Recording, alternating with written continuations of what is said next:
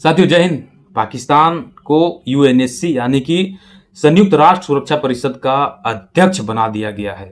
आप सुन के अचंभित हो जाएंगे कि एक आतंकवादी देश को दुनिया का सबसे शक्तिशाली मंच, सबसे शक्तिशाली संगठन का अध्यक्षता करने के लिए क्यों दुनिया हामी भर दिया है और क्यों इसको अध्यक्षता मिल गया है।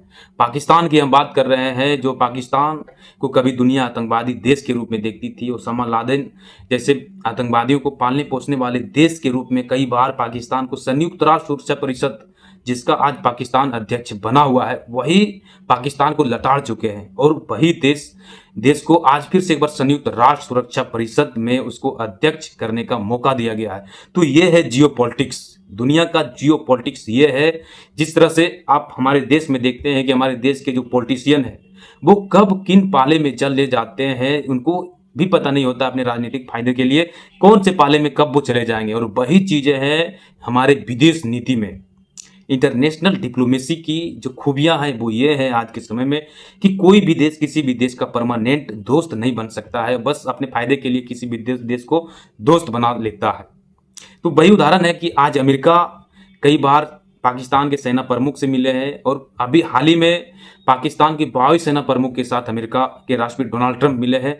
तो एक बड़ा गोलमेज है अमेरिका और पाकिस्तान के बीच में। और उसके साथ में एक उदाहरण ये भी आ जाता है कि यूएनएससी का अस्थायी मेंबर ना होने के बाद भी पाकिस्तान को यूएनएससी यानी कि संयुक्त राष्ट्र सुरक्षा परिषद का अध्यक्ष बना दिया जाता है पाकिस्तान को। तो एक बात आप ये समझिए कि यूएनएससी है क्या। अगर आप यूएनएससी के बारे में जानते हैं तो अच्छी बात है, अगर नहीं जानते हैं तो आइए हम आपको बताते हैं कि यूएनएससी है क्या। तो यूएनएससी को आप एक आम भाषा में समझिए कि संयुक्त राष्ट्र सुरक्षा परिषद। इसमें 15 देश शामिल है, जिसमें 5 देश को अस्थायी सदस्य मिला हुआ है। जैसे कि एग्जाम्पल में अमेरिका, रूस, ब्रिटेन, फ्रांस और चीन, ये 5 देशों के पास अस्थायी सदस्यता है। और 10 देशों के पास, जिसमें भारत और पाकिस्तान भी शामिल, उसके पास वो अस्थायी सदस्यता है।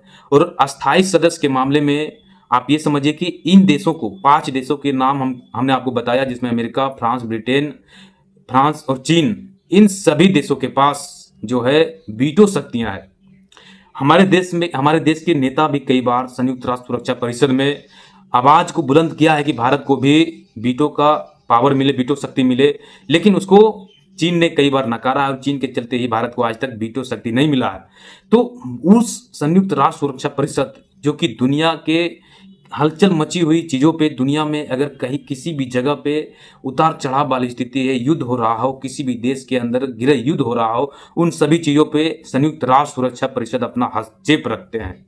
और इसके जो अध्यक्ष हैं एंटोनियो गुतेरेस, इनको ऐसा कहा जा रहा है कि आज के समय में संयुक्त राष्ट्र सुरक्षा परिषद की कोई मान्यता नहीं रही है, कोई इनकी रोल नहीं रहा है, क्योंकि दुनिया में बड़े बड़े युद्ध लड़े जा रहे हैं।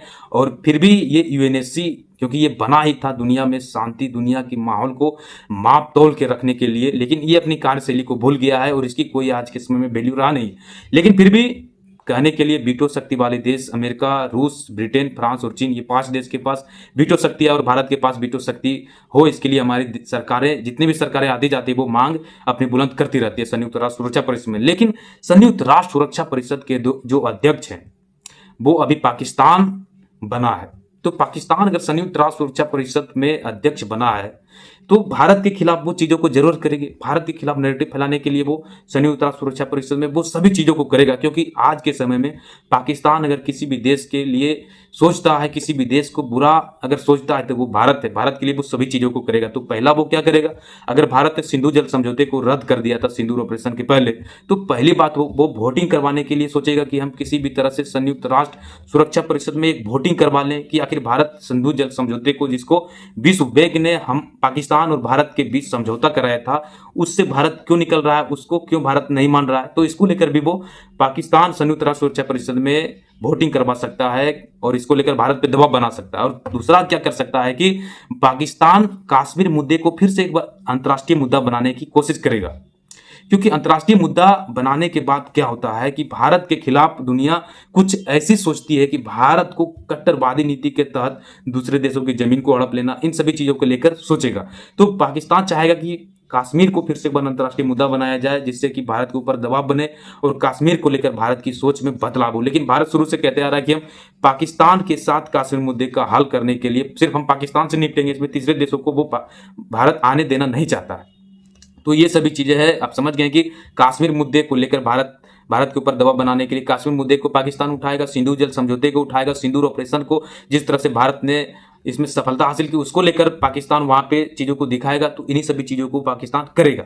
तो ये चीजें तो अलग हो गई। लेकिन आप समझिए कि किस तरह से भारत के सबसे कट्टर दुश्मन देश पाकिस्तान को, आतंकवादी देश पाकिस्तान को, और कई बार संयुक्त राष्ट्र सुरक्षा परिषद ने पाकिस्तान को आतंकवादी देश भी घोषित करने की हर एक चीजों को वो किया है, और उनके पाकिस्तान के आतंकवादी संगठन को अंतर्राष्ट्रीय आतंकवादी संगठन घोषित भी किया है।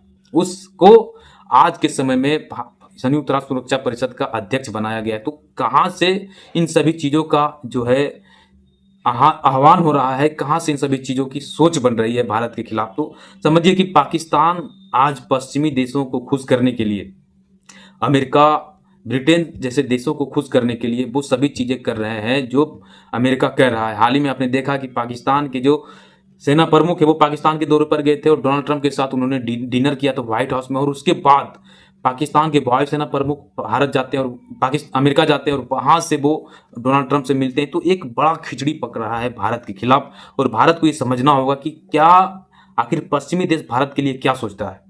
तो दो उदाहरण बनता है दुनिया में, ये आपको हम विशेष रूप से समझाते हैं। दो पॉइंट बनता है दुनिया में, भारत के खिलाफ पश्चिमी देश क्यों रहता है, भारत के खिलाफ पश्चिमी देश क्यों रहता है, आप ये समझिए। देखिए, भारत आज अपना स्टैंड जो क्लियर कर रखा है कि हम शांति के पक्ष में हैं। रूस से जब यूक्रेन लड़ रहा है तो वहां पे भारत चुपके चुपके रसिया से तेल खरीद रहा है, रसिया से हथियार खरीद रहा है, तो उसको पैसों के बल पे रसिया का मदद कर रहा है, भरपूर मदद कर रहा है, उसके तेल को खरीद रहा है, उसकी जीडीपी को बचाए रखा है अब तक भारत। भले भारत ये कहता है कि हम अभी शांति के पक्ष में है, तो ये पश्चिमी देश सोच चुका है, जान चुका है कि भारत की जो सोच है, भारत की जो नीति है वो क्या है, भारत क्या चाहता है, भारत की सोच क्या है। तो ये पश्चिमी देश जान चुका है कि भारत रसिया के पक्ष में ही है, सिर्फ वो दिखाने के लिए शांति के पक्ष में है, ये पश्चिमी देश जान चुका है। तो भारत के जो कट्टर दुश्मन देश है पाकिस्तान, उसको मदद देकर भारत में दबाव बनाना चाहता है अमेरिका और पश्चिमी देश। और एक बात और हो सकती है, आज पाकिस्तान और चाइना इतना घनिष्ठ मित्र बना हुआ है कि पाकिस्तान के पास सभी चाइनीज हथियार मौजूद हैं और वही हथियार से भारत पे हमला हो रहा है। तो चीन से पाकिस्तान को दूर करने के लिए भी अमेरिका पाकिस्तान के नज़दीक आ रहा है, क्योंकि अमेरिका और चीन में कभी बनती नहीं है, ये दोनों देश हर वक्त आमने सामने होने के लिए तैयार है। तो चीन को भी यहाँ पे नुकसान पहुंचाने के लिए अमेरिका पाकिस्तान को अपने नज़दीक लाना चाह रहा हो। तो ये सभी चीज़ें हैं, लेकिन इसके बीच आ जाती है भारत की विदेश नीति। देखिए, हमारी विदेश नीति स्वतंत्र है, शुरू से स्वतंत्र है। हमारी विदेश नीति किसी भी देश के पक्ष में अपना झुकाव नहीं रखा है, जिससे हमारे देश को फायदा हो उसी को लेकर हमारे देश ने अब तक काम किया है। लेकिन एक बड़ा विषय आता है कि पश्चिमी देश भारत से जमकर कमा रहा है। अब फ्रांस की बात कर ले, फ्रांस हमारे देश में महंगे महंगे हथियारों को बेच रहा है। तो भारत आखिर फ्रांस में क्या बेच रहा है?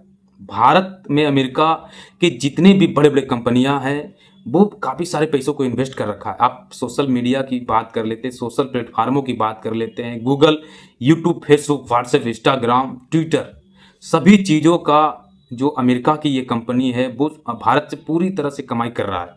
और भारत के चीज़ों को काफ़ी बार नकारात्मक रूप से फेसबुक, ट्विटर पे ये चलाते भी हैं, तो जिससे कि हमारे देश के लोकतांत्रिक मुद्दों का हनन होता है। तो अमेरिका हमारे देश से बहुत सारी चीज़ों को कमा रहा है, तो हम इन देशों से क्या ले रहे हैं ये भी सोचना होगा, और हमारे हितों को ध्यान नहीं रखता ये देश। तो भारत को अपनी नीति में बदलाव करनी चाहिए, भारत को इन सभी देशों को इन्हीं के भाषा में जवाब देना चाहिए। तो पाकिस्तान के फेवर में अमेरिका और पश्चिमी देश आ चुका है, और यही वजह है कि आज संयुक्त राष्ट्र सुरक्षा परिषद का अध्यक्ष बना हुआ है पाकिस्तान, और वो सभी चीज़ें करेगा पाकिस्तान जिससे कि भारत को नुकसान हो, भारत की छवि को इंटरनेशनल मीडिया में नुकसान पहुंचाया जाए, वो सभी चीज़ों को पाकिस्तान करेगा। तो देखिए क्या होता है गाइस। इसी तरह के इंटरनेशनल यूनिक खबरों को जानने के लिए हमारे चैनल को सब्सक्राइब करें। जैसे ही संयुक्त राष्ट्र सुरक्षा परिषद के किसी भी तरह के अपडेट निकलते हैं हम आपको सबसे पहले रूबरू करवाएंगे। थैंक यू फॉर वाचिंग दोस्तों, मैं अमित यादव। जय हिंद, बने रहिए मेरे साथ इसी तरह इंटरनेशनल यूनिक खबरों को जानने के लिए। Thank you for watching videos.